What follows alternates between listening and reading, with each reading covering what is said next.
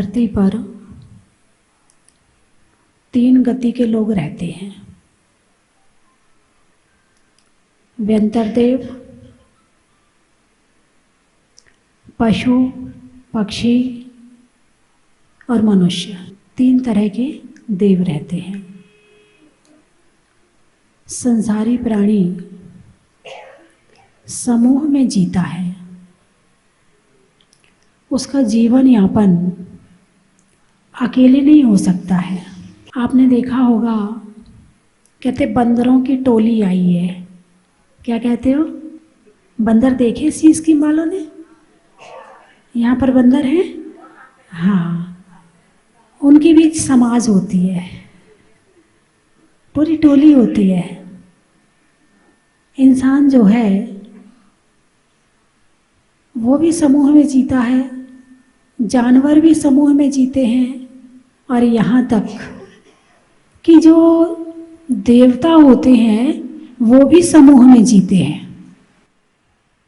समूह में सुरक्षा है, समूह में सुख है, समूह हमें बहुत कुछ देता है। तो जानवर भी, आपने देखा भेड़ों को, क्या भेड़ 100-100 200 भेड़ एक आदमी आराम से हाँक लेता है ना? 100-200 भेड़ को हाँकने के लिए 100-200 आदमी नहीं चाहिए, एक आदमी बहुत है। और जहाँ एक भेड़ गिरती है वहाँ सारी भेड़ कूद जाती है, पीछे वाले का अनुसरण करती है, अनुकरण करती है। तो समाज में रहना बहुत जरूरी है। यदि देखा जाए, धरती पर सबसे कमजोर बच्चा यदि किसी का पैदा होता है तो वो है मनुष्य का बच्चा।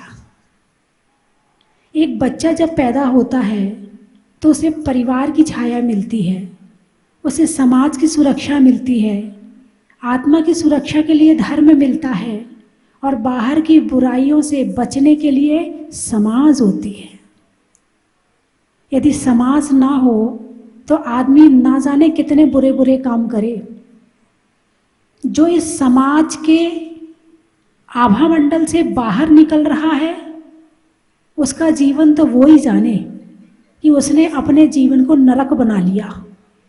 और जो आज भी समाज की सुरक्षा के आभा मंडल के अंदर जी रहा है, बहुत सारे काम ऐसे हैं जो समाज क्या कहेगी ऐसा नहीं करना है, समाज क्या कहेगी ऐसा नहीं करना है। बोलिए, 100 बुराइयों से बच जाते हो, समाज क्या कहेगी। और समाज ना हो तो चाहे जो मन में आए वो करो। आजकल की जो युवा पीढ़ी है वो इस सुरक्षा कवच से बाहर निकल रही है, और जितने जितने लोग बाहर निकल रहे हैं आज उनमें से 90% डिप्रेशन में हैं। आप चाहे आपके बच्चे नहीं होंगे, लेकिन जहाँ ये बच्चे ज़्यादा रहते हैं इस समाज की सुरक्षा कवच से बाहर, उन बच्चों की हालत देखो आप। 15 घंटे तो उस पर काम करते हैं, फिर 2-4 घंटे अपनी मनमानी करते हैं, और उसके बाद उनका जीवन जो बनता है वो ही जानता है। उनका जीवन मुश्किल से 10-15 साल से ज़्यादा बढ़िया नहीं निकलेगा। और समाज में यदि जीवन होता है तो समाज के साथ रहकर मन भी शांत रहता है, सुरक्षा भी रहती है, बुराइयों से भी बचे रहते हैं। लेकिन जो शक्तिशाली होते ना वो अकेले रहते हैं, उन्हें समाज की ज़रूरत नहीं होती है। शेर है, शेरों की भीड़ नहीं होती है, शेर समूह में नहीं रहता है। शेर जंगल का राजा है, एक जंगल में एक ही बहुत है, और जहाँ सारे शेर हो जाएंगे वहाँ मामला गड़बड़ हो जाएगा। हाँ, मामला गड़बड़ हो जाएगा। शेर तो एक बहुत होता है जंगल में। तो समाज चाहे कैसा भी हो, समाज तो समाज है, और मात्र जैनियों का नहीं, सबका समाज है, हिंदुओं का भी समाज है, और जितने भी कास्ट हैं, जितनी भी जातियां हैं, सब समाज में रहती हैं। और समाज में रहती हैं और समाज की आज्ञा का पालन करती हैं, भगवान की आज्ञा का पालन करती हैं, तो आज आप यहाँ बैठे हैं। और आज समाज से आप बाहर निकल गए होते तो आज आप यहाँ नहीं होते। आप विचार करो, आज आप समाज के अंदर हैं तो आपको उपदेश सुनने भी मिलता है। आज आप समाज के अंदर हैं तो कहीं पर प्रोग्राम, वहाँ पंचकल्याणक हुए थे जहाजपुर में, बसें लगाई थी। किसने लगाई थी? समाज ने लगाई थी। आपको पैसे की भी ज़रूरत नहीं है, आपको खाने की व्यवस्था करी थी। किसने करी थी? समाज ने करी थी। और आप जब वहाँ गए तो आप अपने घर के वातावरण से उतनी देर के लिए माइंड से छूट गए। जितना आपकी टेंशन थी, जितने आपके कष्ट थे, जितनी आपकी परेशानियां थी, आप पंच कल्याणक देखने गए। आपने वहाँ पूरा आनंद लिया, पूरा भोजन मिला, बस मिला, वहाँ पर हाँकने वाले मिले, चलो अब टाइम हो गया, वापस चलो वापस चलो। तुम्हें छोड़कर नहीं आए, तुम्हें वापस लेकर आए। तुम्हें यहाँ से छोड़कर नहीं गए। तुमने यदि फ़ोन कर दिया, भाई साहब 5 मिनट में हम आ रहे हैं, तो उनने आपके लिए 10 मिनट बस रोकी। कौन रोकता है किसके लिए? कौन ले जाता है किसको बस में? तुम्हारे रिश्तेदार यदि गाड़ी से जा रहे होंगे और तुम कहोगे भाई साहब हमें लेके चलना, तो वो तुम्हें लेके नहीं जाएंगे और वो चले जाएंगे। बाद में पता चलेगा अरे क्या करें, जल्दी जल्दी प्रोग्राम बन गया ना। तुम्हारा रिश्तेदार तुम्हारी सहायता नहीं करेगा, मगर समाज तुम्हारी सहायता करती है। जहाँ सारे रिश्तेदार भी तुम्हारा साथ छोड़ देते हैं, वहाँ समाज तुम्हारे साथ खड़ा होता है, तुम्हारी सहायता करता है, तुम्हारे कष्ट दूर करता है। तुम्हारा बच्चा पढ़ने में कमज़ोर हो तो उसे पढ़ाई की सहायता करता है। यदि कहीं एडमिशन नहीं मिल रहा हो तो अप्रोच लगाता है। और समाज के अंदर यदि किसी का विश्वविद्यालय होता है, कल सुरेश जी आए थे, उन्होंने क्या बताया, यदि जैन समाज का बच्चा है तो उसे 50% की छूट है फीस में, और यदि वो हॉस्टल में रहता है तो वहाँ उसको छूट है। क्यों? क्योंकि आप जैन समाज में हैं।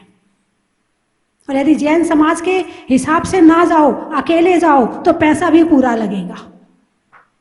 कितनी सुविधाएं हैं, आप विचार करो कि समाज के अंदर जो जीता है उसे कितना सहयोग है समाज का, फिर भी वो समाज की बुराई करता है। नहीं, कभी समाज की बुराई मत करना, कभी अध्यक्ष मंत्री की बुराई मत करना। जो आगे बढ़कर काम कर रहा है उसका सहयोग करना।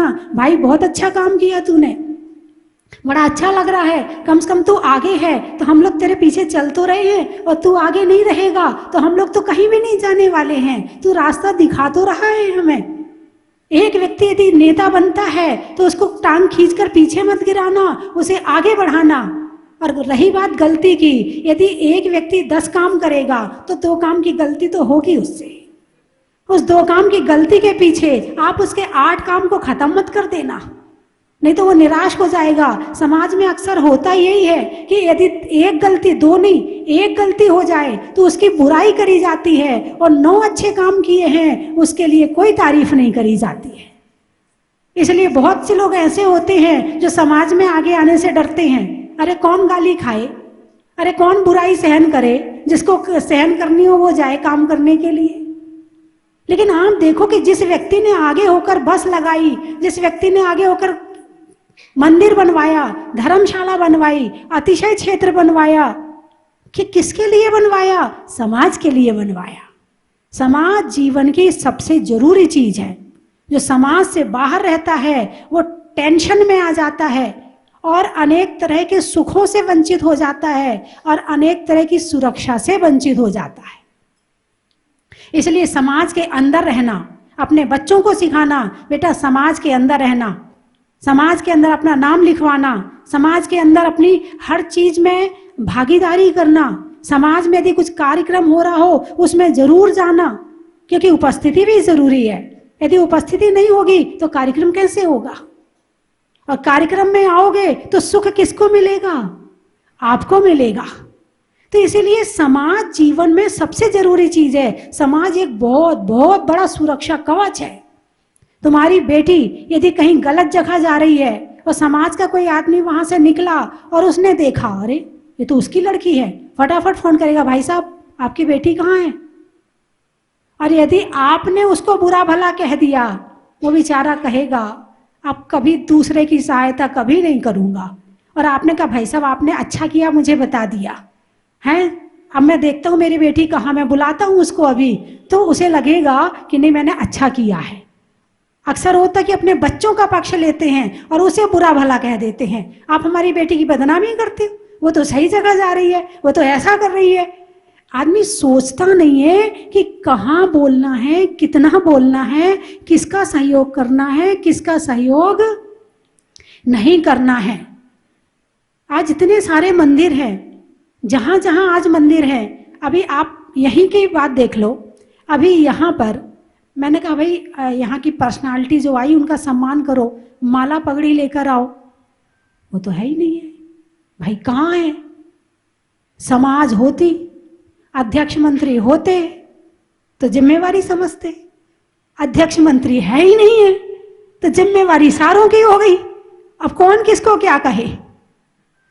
बात समझ में आई कि नहीं आई? एक व्यक्ति को जिम्मेवार बनाना जरूरी है, एक व्यक्ति को पगड़ी पहनाना जरूरी है, एक व्यक्ति को अध्यक्ष बनाना जरूरी है, उसके सहयोग को पूरी कार्यकारिणी बनाना जरूरी है। और जब तक तुम्हारी कार्यकारिणी नहीं होगी तो तुम्हारी समाज में भी कुछ नहीं होने वाला। मैंने उस दिन भी कहा था, अनायका विनश्यंती नश्यंती बहुनायका। यदि एक नायक नहीं होगा तो काम नहीं होगा, और सारे नायक हो जाएंगे तो भी काम होने वाला नहीं है। तो इसीलिए अभी जैसे अभी मुझे यहाँ से 7 तारीख को वहाँ पहुँचना है। कहाँ पहुँचना है? आमेर। अब आमेर पहुँचना है और आमेर में मूर्तियाँ निकल रही हैं, तो वहाँ कोई तो धनी धौरी है, वहाँ कोई तो संभाल रहा होगा है, वहाँ तो कोई तो वहाँ अध्यक्ष मंत्री होंगे, और जो अध्यक्ष मंत्री हैं वो बार बार आ रहे हैं मेरे पास, माता जी कार्यक्रम कैसे करना। आपको तो केवल पहुँचना है, क्या आपको तो केवल पहुंचना है, वहां जाकर अभिषेक करना है, जो तलघर से मूर्तियां निकाली जाएंगी उसके दर्शन करने हैं। लेकिन वहां सारी व्यवस्था कौन करेगा? समाज करेगी, वहां के मुखिया करेंगे। वो आ रहे हैं बार बार, आज भी मेरे ख्याल से सुनील जी बक्सी बैठे हुए हैं, वहां भी पहुंचना है। महेंद्र पाटनी, संगी जी और भी जितने वहां के कमेटी, वो बार बार आ रही है। आप तो एक साथ सब पहुंच जाओगे, लेकिन व्यवस्था करने वाली कोई कमेटी तो चाहिए ना। अरे बोलिए ना, चाहिए कि नहीं चाहिए? कमेटी की जरूरत है कि नहीं है? अब जैसे वहां से लौटने के बाद मैं जौहरी बाजार जाऊंगी, अब वहां का मुखिया बना दिया कुशल जी को, पगड़ी पहना दी कल उनको। अब तुम तो केवल वहां दर्शन करने आओगे, प्रवचन सुनने आओगे, बाकी काम कौन करेगा? कुशल जी करेंगे, और कुशल हैं इसलिए कुशलता से काम करेंगे। अभी जैसे आपके कमल बाबू बता रहे थे, बोले मैं 40 साल से यहाँ जितने चतुर्मास होते हैं सब में महामंत्री के पद संभालता हूँ, और जब जिम्मेवारी आती है तो सुबह 5 बजे उठ के भागता हूँ, टाइम से पहुँचता हूँ, सारी लिखा पढ़ी का काम करता हूँ, सारे काम करवाता हूँ, सारे काम देखता हूँ। अब आपने आज भी यहाँ बैठे, आप यहाँ प्रवचन सुन रहे हैं, बड़ी शांति से सुन रहे हैं, किसी ने तो व्यवस्था करी होगी, किसी ने तो कुर्सियां लगवाई होंगी, आप तो आए। बात समझ में आई कि नहीं आई? अब पदमपुरा की कमेटी में आपके महामंत्री जी बैठे हुए यहाँ पर, कैसे भाग भाग के पदमपुरा जाते हैं, कैसे वहां का काम संभालते हैं। क्यों? जिम्मेवारी है। जब तक जिम्मेवारी नहीं होती है तब तक काम नहीं होता है। घर में महिला की जिम्मेवारी है भोजन बनाना है, अब वो किसी दूसरे का मुंह नहीं देखेगी, अपने पति का मुंह नहीं देखेगी कि ये बनाएंगे, नहीं मेरी जिम्मेवारी है, मुझे भोजन बनाना है। पति धन कमाने जाएगा, मेरी जिम्मेवारी है, मुझे धन कमाना है। बच्चे जब बड़े हो जाते हैं तो माता पिता के प्रति जिम्मेवारी रखते हैं, मेरी जिम्मेवारी है कि मुझे मम्मी पापा को अपने साथ रखना है या मुझे मम्मी पापा के साथ रहना है। तो जिम्मेवारी की एक पद होता है, एक सेवा का पद होता है जिम्मेवारी का, और जब तक ये नहीं होगा तब तक काम होने वाला नहीं है। अब पूरे देश में भी तो किसी न किसी को तो जिम्मेवार बनाया ना, मोदी जी को जिम्मेवार बनाया, उनकी टीम जिम्मेवार है, काम कर रही है नहीं कर रही है। और देश में यदि कोई नायक नहीं होगा, देश में यदि कोई प्रधानमंत्री नहीं होगा, देश का क्या होगा पता है आपको? जिसकी लाठी उसकी भैंस हो जाएगी, जी नहीं पाओगे तो। जिसकी लाठी उसकी भैंस हो जाएगी। ये समाज, ये प्रशासन, ये सरकार, ये जाति, ये सब चीज़ें तुम्हारे अधिकारों की सुरक्षा करती हैं। तुम्हारे पास जो आज अधिकार है ना, तुम यहाँ जो शांति से बैठे हो, ये उनके कारण से। तुम जो शांति से सो जाते हो, ये प्रशासन के कारण से। यदि प्रशासन ना हो ना, तो पता चल जाए रात को नींद भी ना आए। कितने बार दरवाज़ा खटकाए जाएंगे तुम्हारे।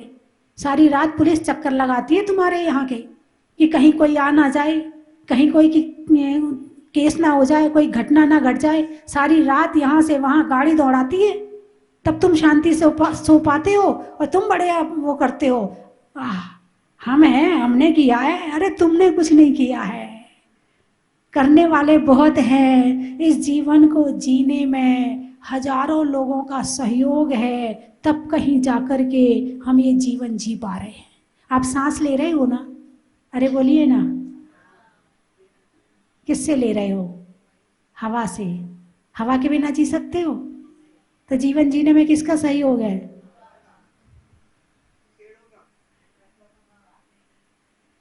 तुमने ये जीवन पाया किसकी वजह से? माता पिता की वजह से। फिर तुम इतने छोटे थे और बिल्कुल असहाय थे। कैसे थे? असहाय। बचपन में बच्चा अपने लिए ना तो भोजन इकट्ठा कर सकता है, ना बना सकता है, ना कपड़े खरीदने जा सकता है, कुछ नहीं कर सकता है। वो छोटा सा बच्चा कुछ नहीं कर सकता है। तो किसने सेवा करी थी तुम्हारी? माता पिता ने सेवा करी थी। कितने प्यार से पाला है। कौआ ना आ जाए, बंदर ना आ जाए, ये ना आ जाए, इसको सर्दी ना लग जाए, इसको गर्मी ना लग जाए, इसको दवाई देना है, इसको बीमार हो गया, किसने सुरक्षा करी थी तुम्हारी? बोलिए ना। और बड़े हुए तो फिर माता पिता पर हुक्म चलाते हो। माता पिता को कहते तुम समझते नहीं हो, मम्मी तुम समझती नहीं हो। क्या? जिसने तुम्हें समझदार बनाया है वो तुम्हें ना समझदार कह रहा है। यह अहंकार। ये क्या है? ये अहंकार है। जिसने तुम्हें बड़ा किया है तुम उसे छोटा बना रहे हो। ये क्या है? अहंकार। फिर और बड़े हुए तो स्कूल वालों ने तुम्हारी सहायता करी, पैसे भले दिए, लेकिन बिना स्कूल के तुम बड़े नहीं हो सकते थे, शिक्षित नहीं हो सकते थे, समझदार नहीं हो सकते थे। फिर स्कूल वालों ने तुम्हें पढ़ाया लिखाया। अकेले पैसे से नहीं पढ़ सकते हैं, पैसा पढ़ने में कारण नहीं है, निमित्त है बस। लेकिन पढ़ाई तो तुम्हारे टीचर ने करवाई थी, तो टीचर तुम्हारे सहयोगी बने। फिर इसके और बड़े हुए तो फिर और तुम्हारे मतलब हर पग पे तुम्हें सहायता की जरूरत है। तुम बिना सहयोग के अपना जीवन नहीं जी सकते हो, और आज भी नहीं जी सकते हो। अकेले तुम्हें जंगल में छोड़ दिया जाए, पता चल जाएगा तुम्हारा जीवन क्या है। पता चल जाएगा कि तुम कितने लोगों के सहयोग से जीवन जी रहे थे। तुम्हें आज घर में शांति से जीने मिल रहा है, किसकी वजह से? तुम्हारे घर वालों की वजह से। और घर वालों से कितना लड़ते हो, कितना डांटते हो, कितना अहंकार दिखाते हो, कितना बुरा भला करते हो, कितनी बुराई करते हो उस बहू की, उस सास की। जिसके साथ रह रहे हैं उसी की बुराई करते हो। अरे नहीं, जिसके साथ रह रहे हो उसे इतना खुश रखो, इतना खुश रखो कि उसे धन्यवाद दो कि तुम्हारे कारण से हमारा जीवन अच्छा चल रहा है। लेकिन अहंकार में नहीं, मेरे कारण से तुम्हारा चल रहा है। मैं ना हूं ना तो पता चल जाए, घर में तुम्हें रोटी ना मिले खाने को। अरे बोलिए ना, कहते हो नहीं कहते हो? कहते हो ना, हम ना हो तो घर में तुम भूखे मर जाओ, तुम्हें रोटी ना मिले खाने को। कितने चले गए ऐसा कहने वाले, फिर भी रोटी सबको मिल रही है। अरे बोलिए ना, ऐसा कहने वाले चले गए, रोटी सबको आज भी मिल रही है। मत कहो, मत अहंकार करो हैं। और पुरुष धन कमा के लाता, पता है कैसे कमाया जाता है? तुम तो ऐसे लुटा रहे हो, तुम तो ऐसा कर रहे हो। मतलब हर व्यक्ति जो काम कर रहा है वो सोचता है कि मेरे कारण ही सब कुछ हो रहा है। उसे नहीं पता है कि तेरे कारण नहीं हो रहा है, सबके सहयोग से हो रहा है। यदि ऐसी भावना के साथ में जीवन जिया जाए तो जीवन में अहंकार नहीं आता है। तुम बड़े हो घर में, ठीक है ना, मान लो तुम बड़े हो घर में, तुम्हें बड़ा किसने बनाया? छोटे ना हो, यदि घर में छोटे ना हो तुम बड़े कैसे कहलाओगे? हैं? तुम्हें बड़ा किसने बनाया है? और अहंकार छोटों पे। अरे उन्हें तो धन्यवाद देना चाहिए कि तेरे कारण हम बड़े बने हैं। क्या तेरे कारण हम बड़े बने हैं? तू ना हो तो हम तो छोटे हो जाएं। तो अहंकार करने में होना चाहिए, अहंकार होना चाहिए या अहंकार का त्याग होना चाहिए? अहंकार का त्याग होना चाहिए। तो ये जो हमारा मनुष्य जीवन है ना, बहुत पराधीन है, बहुत पराधीन है। थोड़ा बहुत नहीं, बहुत पराधीन है। इसमें लड़ भिड़ के काम मत करना, इसमें तो धन्यवाद दे के काम करवाना। यदि तुम्हारी पत्नी तुम्हें भोजन कराती है तो धन्यवाद देना कि तुमने आज इतना अच्छा भोजन मुझे कराया है। पति यदि धन कमा के लाता है तो तुम उसे धन्यवाद देना कि आप धन कमाते हो तो हमारी सारी इच्छाओं की पूर्ति होती है। लड़ना मत, कभी वो ना दे पाए तो लड़ना मत, उसकी मजबूरी को समझना। यदि पत्नी कभी पकौड़ी ना बना पाए तो लड़ना मत, कोई बात नहीं, आज नहीं बनाया कल बना देना, कोई बात नहीं है। हाँ, होता है घर में, इन्हीं बातों पे तो लड़ाई होती है। लड़ाई के कारण क्या है? यही छोटी छोटी सी बातें हैं। तो हमारा मनुष्य जीवन जो है बिना सहयोग के संभव नहीं है। जंगल में पशु जीते हैं, वो भी समूह में जीते हैं, उनको तो फिर भी घर नहीं चाहिए, उनको मकान नहीं चाहिए, उनको तुम्हारे जैसा खाना भी नहीं चाहिए, वो उसके बिना जी लेते हैं। मगर तुम तो इसके बिना भी नहीं जी सकते। तुम तो मनुष्य हो, तुम तो एक ऐसे प्राणी हो कि जैसे जन्म लेते हो वैसे मरते नहीं हो। एक कुत्ता बन के जन्म लेता है और कुत्ता बन के मर जाता है ना। एक गधा बन के जन्म लेता है और गधा बन के मर जाता है। एक घोड़ा बन के जन्म लेता है और घोड़ा बन के मर जाता है। एक चींटी बन के जन्म लेती है और चींटी बन के मर जाती है। लेकिन एक इंसान बन के जन्म लेता है और वो चाहे तो देवता और भगवान बन के अपना जीवन सफल कर सकता है। देने वाला देवता होता है और साधना करने वाला भगवान बनता है। देने वाला देवता किसे कहते हैं? मतलब देवता का क्या मतलब होता है? देव, जो देता रहे। क्या? जो देता रहे। जब कोई साधना करता है, किसी देवता को सिद्ध करता है, क्यों करता है सिद्ध? क्योंकि उससे कुछ चाहिए है, उससे कुछ अपेक्षाएं, कुछ वरदान चाहिए है, कुछ कमी पूरी करनी है, अपनी इच्छाएं पूरी करनी है। तो देने वाला कौन? देव। और लेने वाला कौन? मनुष्य। बड़ा कौन है?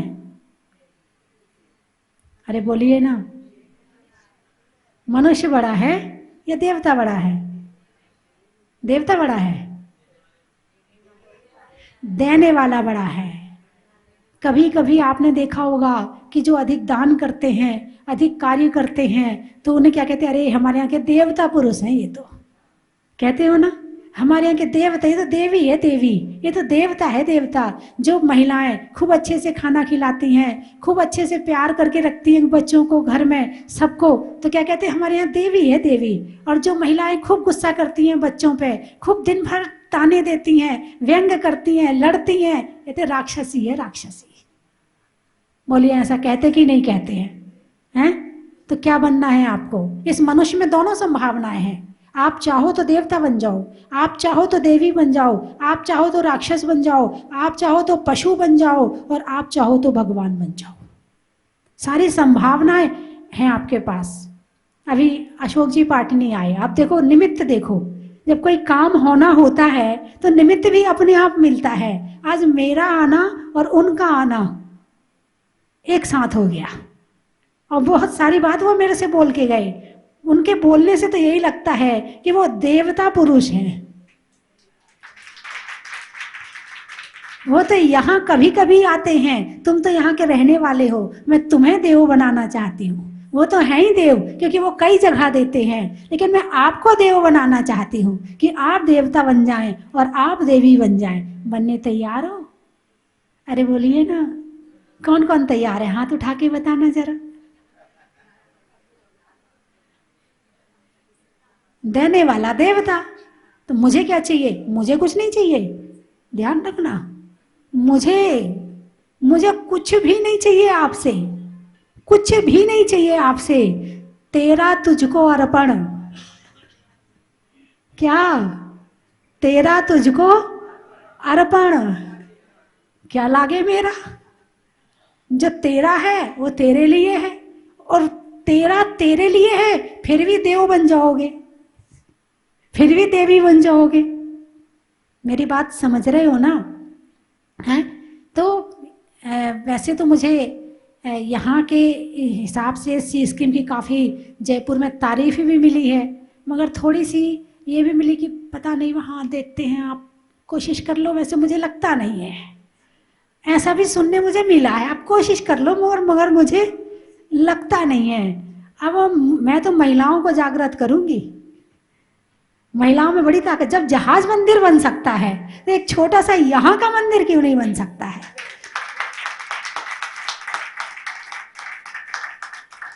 जहाज मंदिर में 108 कमरे, 12 हॉल, 55 बीघा जमीन, और वहाँ संत निवास, चंदनवाला, भोजनशाला, कार्यालय और वाटिका, जहाज मंदिर, इतना सारा इतना थोड़ी बनाना है आपको। आपको तो बहुत उसका उसका कितना परसेंट बनाना है? 2% बनाना है। और सी स्कीम में जो लोग रहते हैं वो तो पूरा जहाजपुर बनाने का सामर्थ्य रखते हैं। और काम है कितना? 2% का। कितना काम है? हो सकता है, नहीं हो सकता है? अरे बोलिए ना। देख लो, मैं तो चली जाऊंगी, मुझे कोई दिक्कत नहीं है। मैं तो आई हूँ, साधु संत हैं, आए और चले गए। और इस बहती हुई नदी में से जिसने पानी पी लिया उसने अपनी प्यास बुझा ली। मैं तो आपको जगाने आई हूँ, सोते हुए को जगाने आई हूँ। आप सो रहे हैं, बिल्कुल सो रहे हैं, गारंटी से सो रहे हैं। मैं आपको जगाने आई हूँ। मैंने पिछले बार वचन दिया था, मैं एक बार और आऊंगी।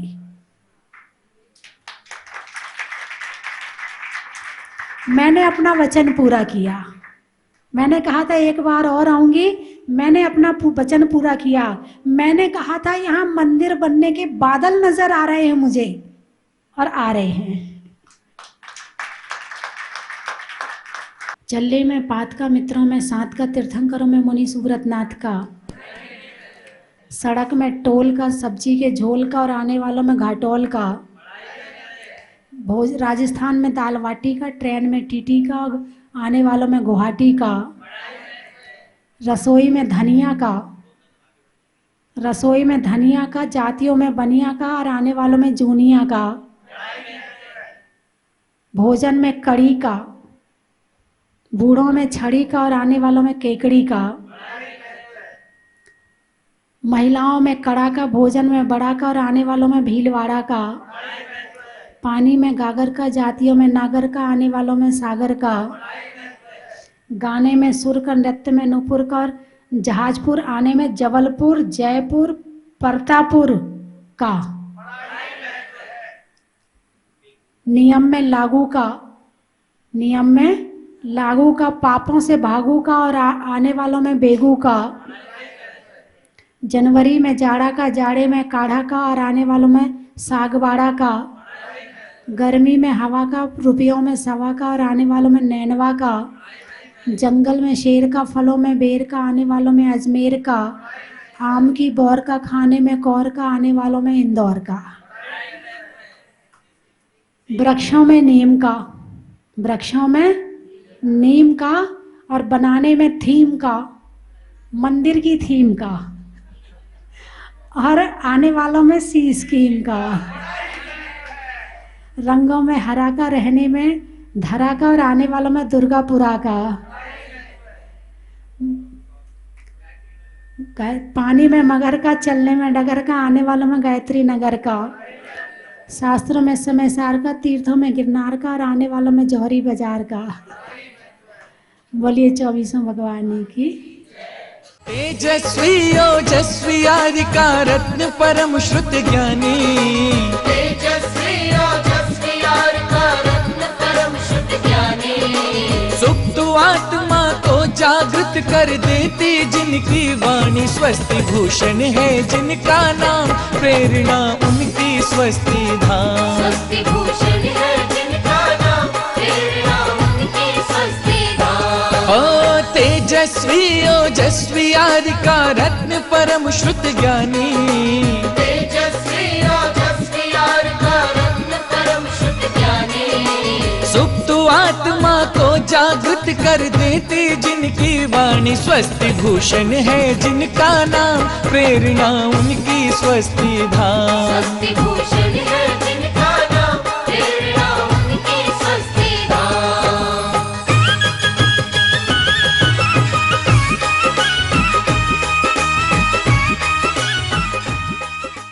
कितनी भक्ति से चौका लगाया, हाँ कितनी श्रद्धा से चौका लगाया, हाँ जी गुरुवर का दर्शन है पाया। जाने कौन सा पुण्य कमाया, हाँ जाने कौन सा पुण्य कमाया, हाँ जी गुरुवर का दर्शन है पाया। कितनी श्रद्धा से चौका लगाया।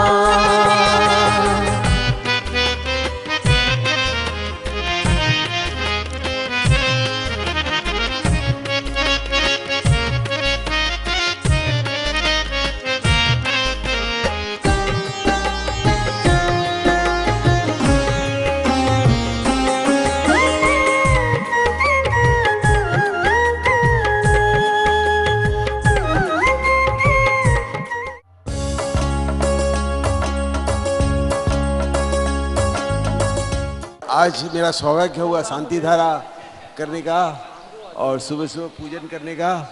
बहुत ही अच्छा यहाँ का वातावरण है, बहुत ही शुद्ध है, बहुत ही ऑक्सीजन, यहाँ के वातावरण में ऑक्सीजन है। और ये यहाँ आकर के जो मन में शांति मिलती है वो शायद कहीं मिलती नहीं है। बहुत ही अच्छा वातावरण है। इतना सुंदर मंदिर, इतनी सुंदर व्यवस्था और इतना सुंदर वातावरण, ऐसा लगता है कि हमें वितरागता की ओर ले जाती है। और यही शायद माता जी के मन में यही था कि हम सभी भव्यों को भव्यता दिलाने के लिए हमें इस जगह को इतना सुंदर बनाना है ताकि सब धर्म ध्यान में लीन होकर के इस जगह में ज़्यादा से ज़्यादा आए। लोग कहते हैं कि पूरे देश में अशांति का वातावरण है, प्रदूषण ही प्रदूषण है, शांति कहीं मिलती नहीं है। मैं कहता हूँ परम पूज्य माता जी स्वस्ति भूषण जी ने इतना समाज के ऊपर उपकार किया है, जीवों के प्रति उपकार किया है। ये जहाजपुर में भगवान मुंशीव्रत नाथ का जहाजपुर मंदिर बना करके कितनी शांति यहाँ मिलती है, कितनी शांति यहाँ मिलती है उसकी कल्पना नहीं। आप सब लोग यहाँ कर आकर देखिए और इस शांति का अनुभव कीजिए। हमारी परम पूज्य स्वस्ति भूषण माता जी कैसी हैं पता है आपको? जो जल से भरा होता है उसे सागर कहते हैं, जो जल से भरा होता है उसे सागर कहते हैं, जो रत्नों से भरा होता है उसे रत्नाकर कहते हैं, और जो अंधकार को मिटा दे उसे दिवाकर कहते हैं, और जो वात्सल्य प्रेम करुणा और ज्ञान से भरी है उन्हें परम पूजारिका स्वस्ति भूषण माता जी कहते हैं। चन की थाल को सजाओ रे आज, रत्नों की थाल को भर लाओ रे आज। आओ आओ करे रे गुणगान आरती भगवन की, आओ आओ करे गुणगान आरती भगवन की। आओ आओ करे रे गुणगान आरती भगवन की।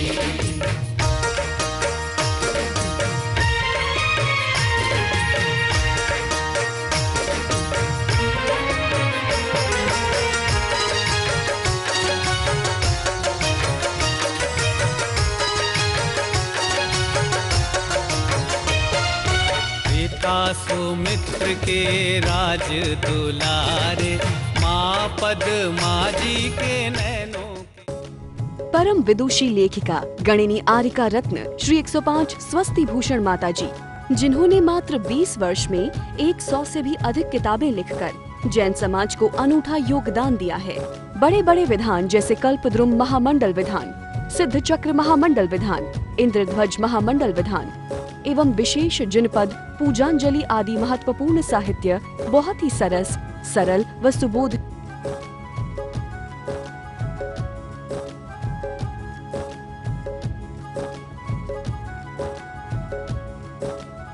करने हेतु आज ही संपर्क करें। संपर्क सूत्र 7906062500 98683456768।